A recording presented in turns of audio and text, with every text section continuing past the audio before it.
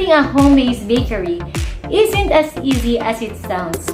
There are a lot of things and factors to be considered. So please continue watching this video to help you think what you have to do before you start your home-based bakery. So again, sweetheart, welcome back to another episode of Baking 101 with me, my secret Coeur.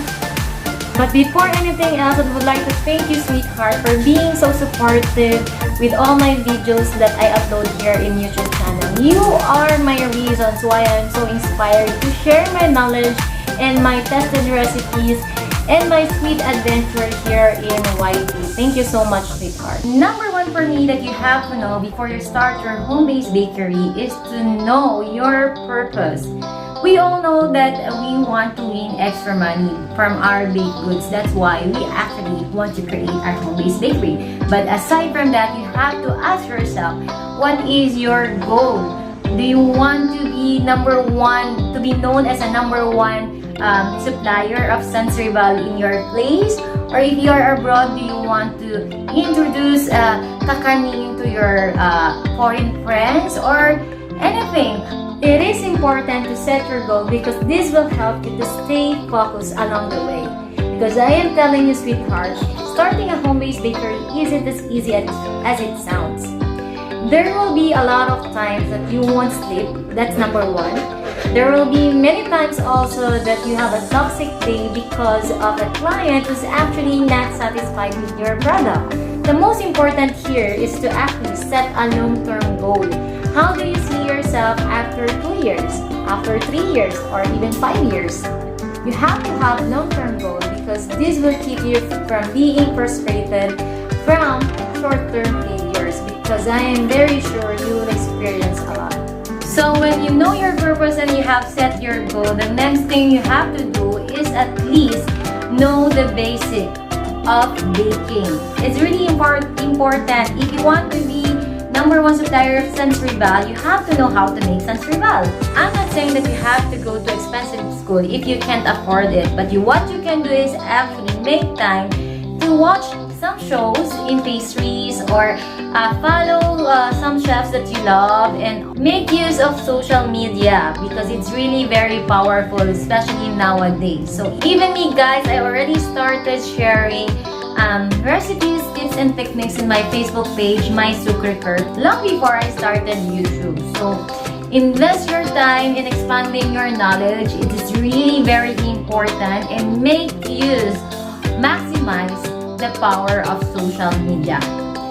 So again, if you're a newbie and you want to start your home-based bakery, you have to focus on one thing. Master it and offer something that is different. I am always sharing this to my students in Manila.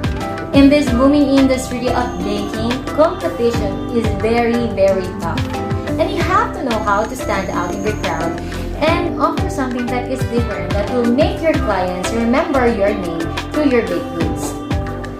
How you will do that?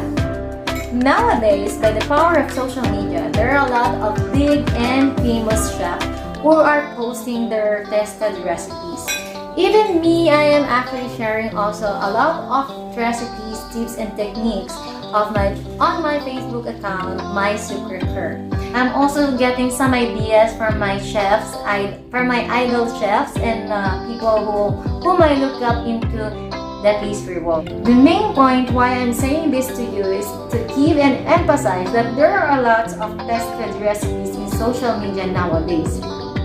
But you have to give your own style and soul to that recipe. For example, you want to create or bake a red velvet crinkles. There are a lot of tested recipes that is roaming around social media.